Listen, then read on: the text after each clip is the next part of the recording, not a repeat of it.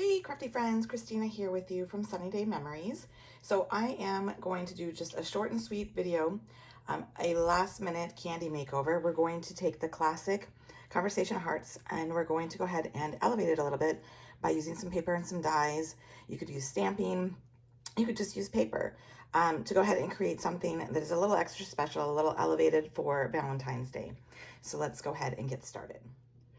All right, so I'm going to go ahead and lean into the colors here of the classic Conversation Hearts by using colors that are close to it with Stampin' Up.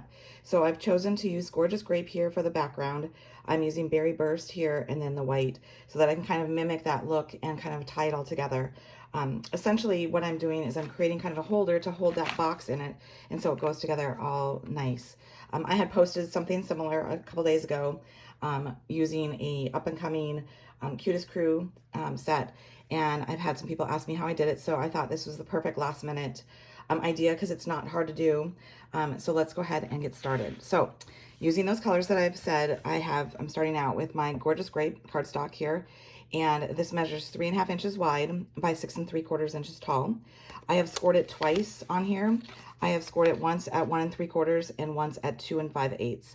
And I wanted to just point out real quick, for those of you who maybe aren't as confident with your 1/8 inch markings, hopefully this will focus in here.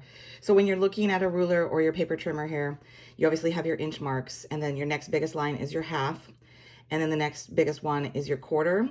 So then the next biggest one, the third biggest one on your thing, actually I guess that would be the fourth one because the biggest one's going to be your inch, second is going to be your half, the third biggest is your quarter. So the fourth biggest ones are your 1/8 inch marks. So those are the marks that are between the whole and the quarter, or between the quarter and the half. So those are your 1/8 inch markings. So hopefully that helps you when you're doing it. So the 2 5/8 would be the line right in between 1/2 and 3/4. So that's where those score lines are, okay? And I've chosen to use our two-tone cardstock because if I put it here, you can see it.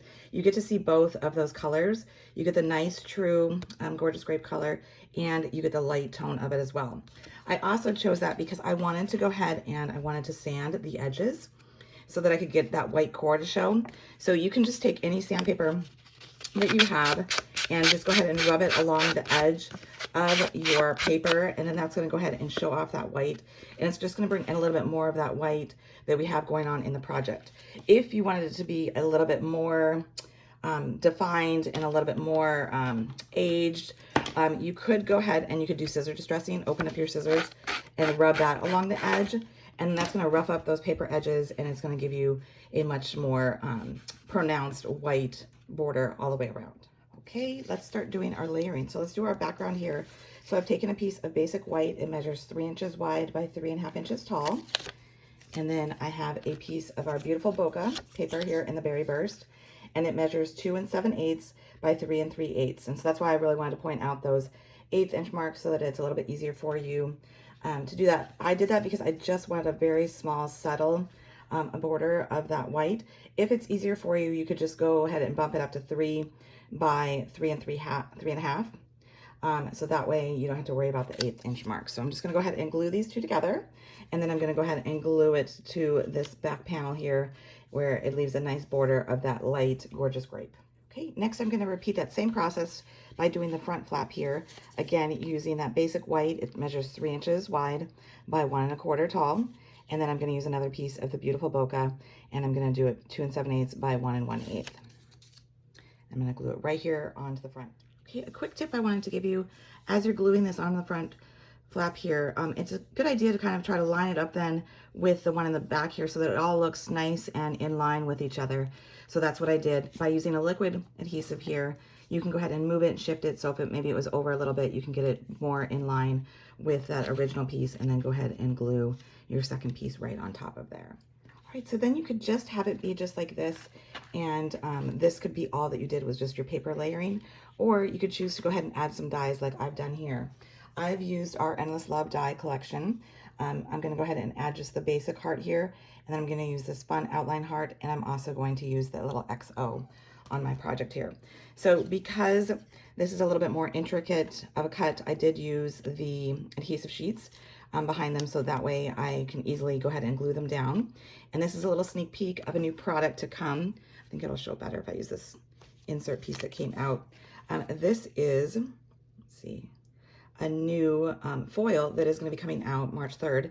It is called Garden Textures, and this is the Berry Burst color. It has 3 colors that come in the pack. So, like I said, I'm going to go ahead and I'm going to glue down. I have a basic white heart that I just did in the solid one. I'm going to glue that right there. Oops, stuck to my finger. I'm going to remove the adhesive sheet behind this heart here, and I'm going to layer that over it. And what I actually chose to do is I lined up the top portion of this kind of sketchy heart with this one, and that's how I chose to put the two together. And then there's actually a little heart in the center of the cutout here of the O, and I didn't want that to go to waste. So I'm going to go ahead and place that here in the top corner of the white heart. All right, and then whether or not you decided to add some dies or some stamping to your covering for your conversation hearts, I would recommend that you go ahead and cover the box in some coordinating pattern paper, which is what I've done. I've added, you'll see here, the Fresh Freesia Beautiful Bokeh, and it measures 3 1/4 by 6. And I actually did not add any score lines. What I've chosen to do is I kind of centered it over the box, and then I just go ahead and start wrapping it.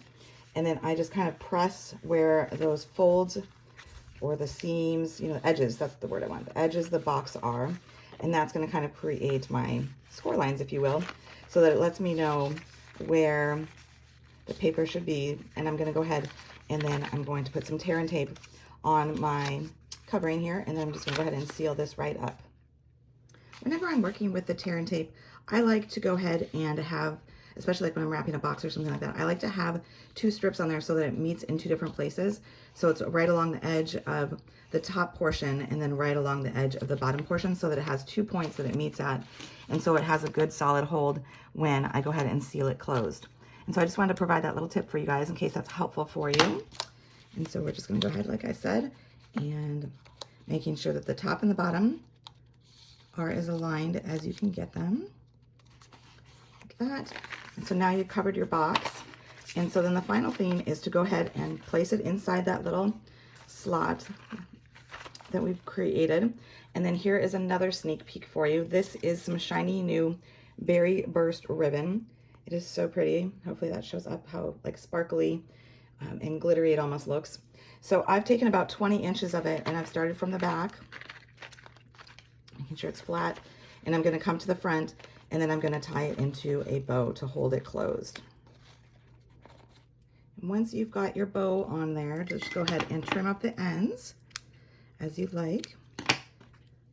And you've got a great elevated little candy to give away. You've got your classic candy tucked in there, but it's decorated. It's just a nice personal touch to it. Like I said, you can add stamping to it instead of the die cuts. You could just have paper on it.